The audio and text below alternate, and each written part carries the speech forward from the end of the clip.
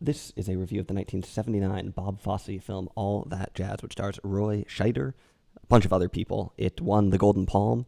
It was nominated for 9 Oscars and won 4. Why am I even reviewing such a famous and well-known movie? Well, really because it's one of the best movies that I saw this year. I watched it last winter.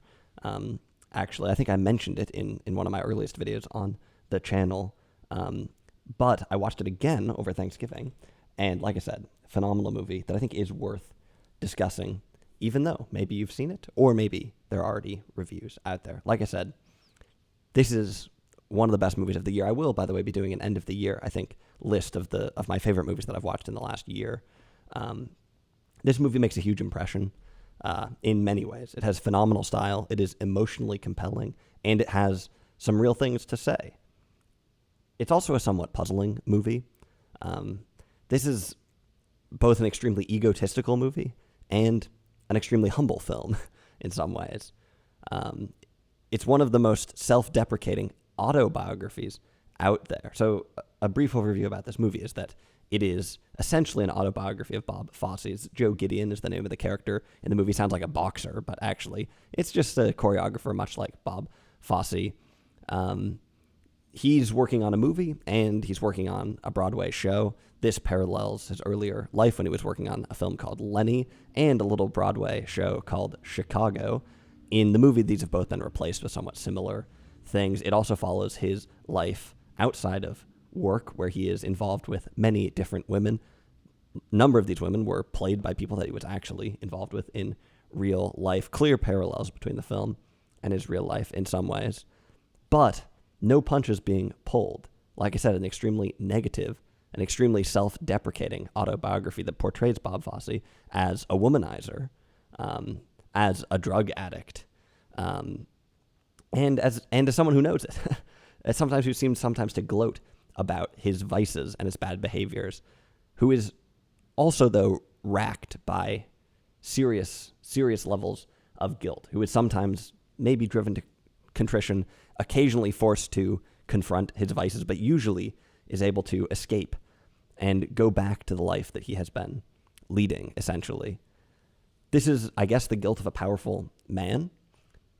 You might wonder if this is just a self-centered man's doomed attempt at processing his own guilt, if this is a substitute for therapy, rather than go to a therapist and talk things out. Did Fosse make this movie to work through the guilt that was associated with being sort of choreographer in the 70s, a very well-known choreographer who was in control of a huge cast of men and women who had a huge amount of power. Some critics kind of dismiss the movie like this as being self-centered, right? I don't think this can really be the whole story, though. For one thing, it kind of undermines Fosse's contribution to the film in some ways. It implies that the film was created non-deliberately. It suggests that it's some sort of stream of conscience thing rather than a carefully crafted film. And if you watch the movie, it's very clear that it is a very carefully crafted film. It is very clear that there's a deliberate, planned movie here, rather than some sort of freewheeling, guilt-ridden manifesto or something like that. This is obvious in a number of ways. The style of the movie is remarkable. Bob Fosse was worked in the theater, mainly, but he seems completely at home working on the screen, and not just at home, but he's pushing the boundaries and he is innovating. This movie, like I said, it's from 1979. There was plenty of time for sort of non-classical, interesting avant-garde techniques to have seeped into Hollywood, but nonetheless, this movie seems way ahead of its time, seems to be using techniques that would be more at home in a film like Requiem for a Dream or something from the early 2000s, using a bunch of different interesting editing techniques and angles, a bunch of repetition, and such, really ahead of its time in terms of style. The one interesting element of this is that the way that dance is filmed in this movie is kind of interesting. There's been a long evolution in how dance has been portrayed in film. Some of the biggest examples are Busby Berkeley in the 30s using the camera to add to the spectacle of the dance. So using a lot of cuts that are timed with the music and drawing your attention to these places and cutting to things that are a lot smaller than an individual's body, cutting just to a hand or something like that. Then we had Fred Astaire and later on Gene Kelly, who kind of reversed this trend in some ways and had the camera be a little bit more longer takes that showed the whole actor and such, and focused a little bit more on the dance. Now, you might expect Bob Fosse, coming from a theatrical background, to lean more on this second thing, to want to give a film audience the kind of experience that a theatrical audience might get when they go to see something in the theater. But this is not the approach he takes at all. He is much more on the Berkeley side of things, using the camera extremely effectively along with the music and along with the dance, showing close-ups all over the place, moving the camera as if the camera perhaps is another dancer. This is not a play that has been made for this, that has been adapted to the screen. This is not a hasty musical transplant. This is a movie. And like I said, it's not just that Fosse is able to, learn the ropes. He is really pushing the boundaries of film with this movie.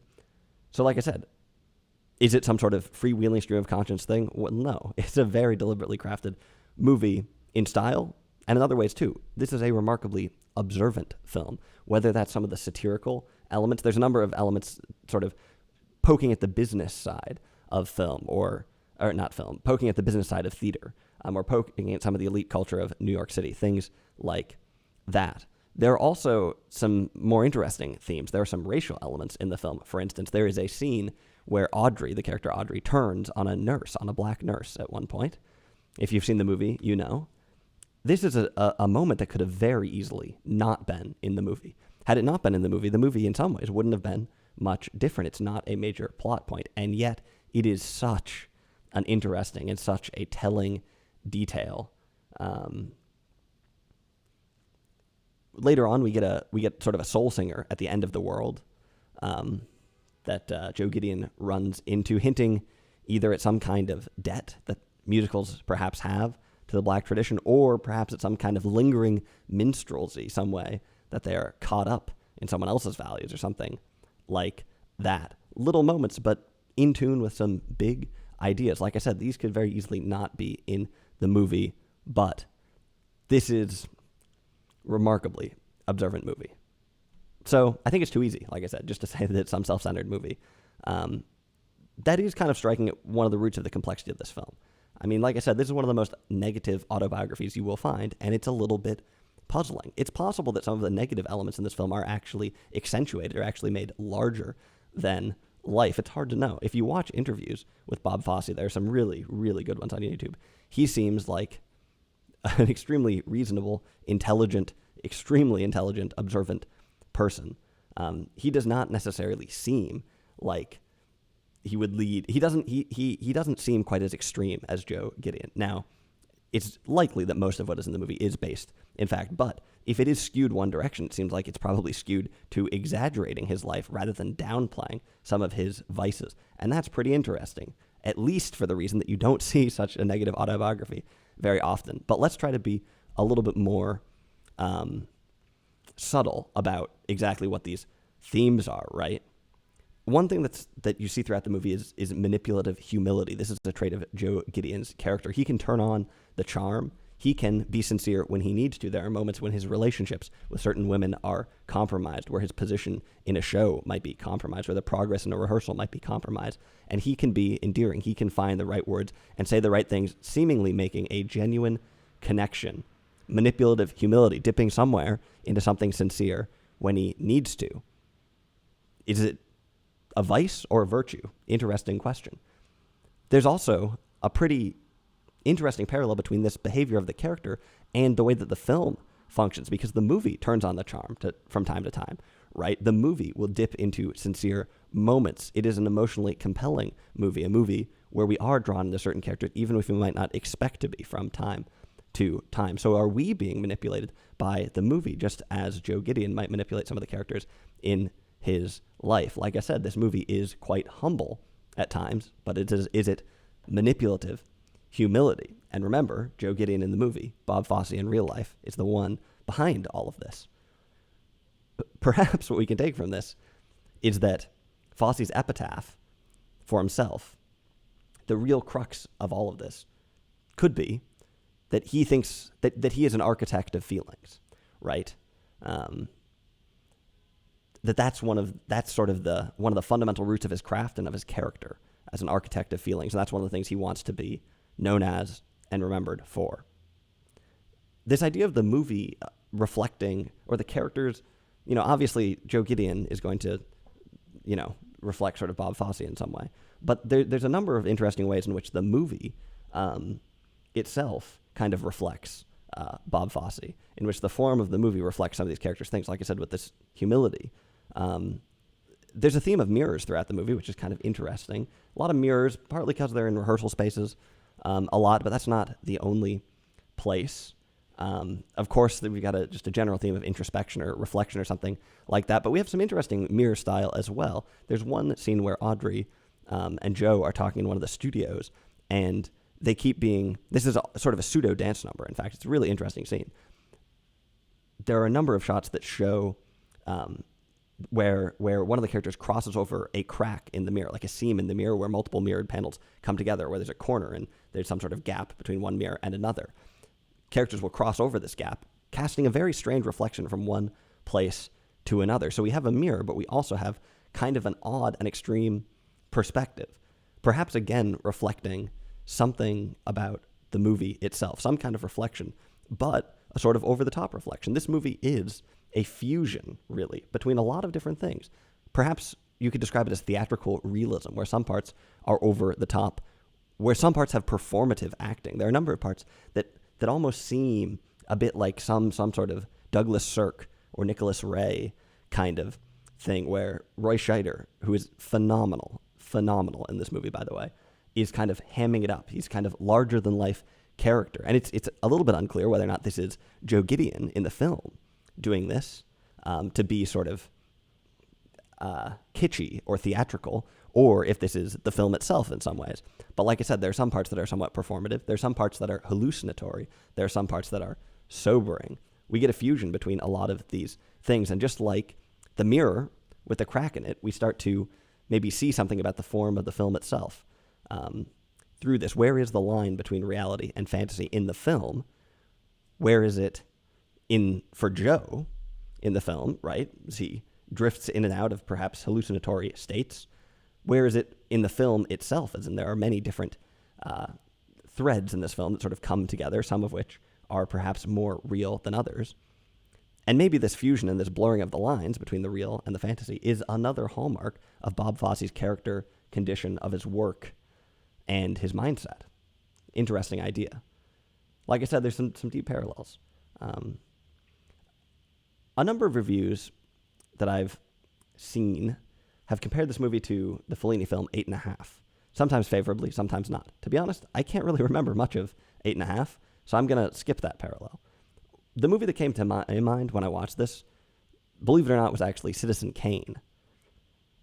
There's some similarities. For one, kind of an outsider coming to make a movie, Orson Welles coming from radio to the screen. Bob Fosse, of course, had already made Cabaret at this point, had directed a phenomenally successful film there.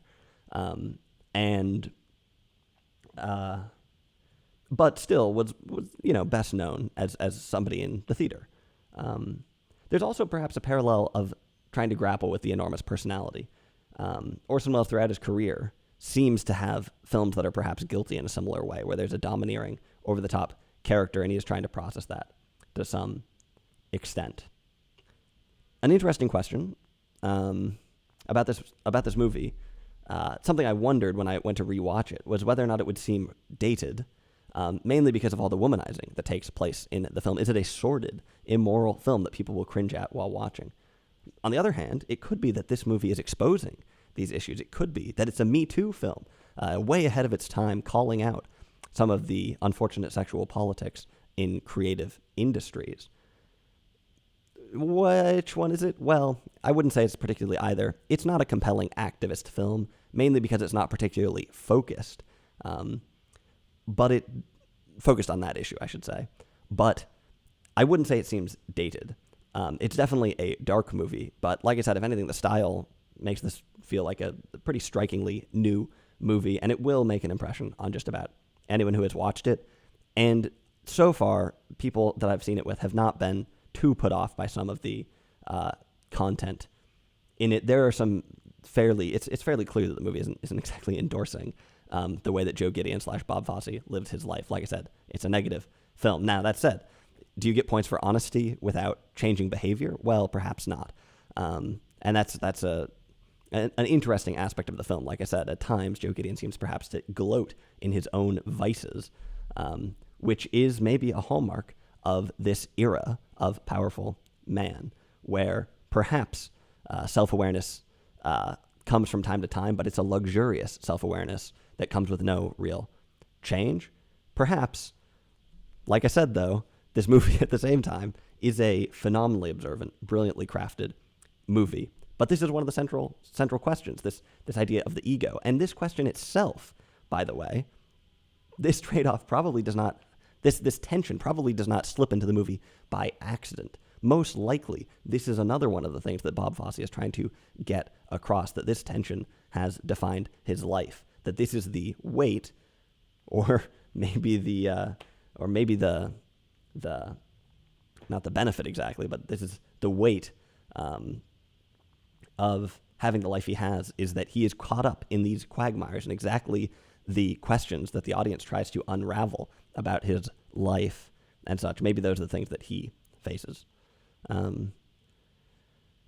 I think a final thing about this movie that's worth wondering is, why did Fosse set out to make this movie? Fosse had been successful with Cabaret in the early 70s, 1972, I think. But the movie that's depicted in this film, which is called Lenny, it's about Lenny Bruce, the movie that he's working on when he did Chicago, and it's the movie that Joe Gideon is working on by proxy in this film, was not a success. Bob Fosse could have done anything he wanted in the theater. He could have produced any show he wanted to on Broadway. Not a bad life. But he came back and made this movie. And furthermore, this, unlike Cabaret, was not really an adaptation of some existing show. This was not him taking a stage musical and moving it to film. This was him setting out very deliberately to process some of the events in his life. Was there something about the story that he felt was not amenable to the theater? Was there something about the long-lasting nature of film as a medium compared to the fleeting performance on a Broadway stage that lends itself to this content and this work? It's an interesting question. The term I keep coming back to is epitaph. As unconventional as this autobiography is, it is undoubtedly immortalizing, leaving such an interesting and compelling impression on the audience of a man, leaving behind such a vision of Bob Fosse as a creative person in a complex time and such. And to me, that seems like a big part of it. You might ask, well, maybe you might say perhaps the stage doesn't have the same introspective nature to make a play about itself in some ways. But it seems to me like one of the big ideas has got to be Fosse setting out to make something that was a little bit more permanent, and he absolutely nails it in that regard. Like I said, it's hard to imagine a better epitaph for a creative. This movie, in its wild extremes, in its all of its contradictions, in its confounding moments, seems to get across the complexity of character of a powerful creative figure, and at times a troubled individual. Seems to do a better job of conveying that than just about any other movie that I have come across. Any kind of realism has a hard time holding up a candle. It doesn't really even come close to the basically surrealism and the extremes of this phenomenal movie. So that's all that jazz. I hope I did it justice here. Like I said, this is a really a great movie, one of the best movies I've seen this year, and one that I strongly recommend that you check out.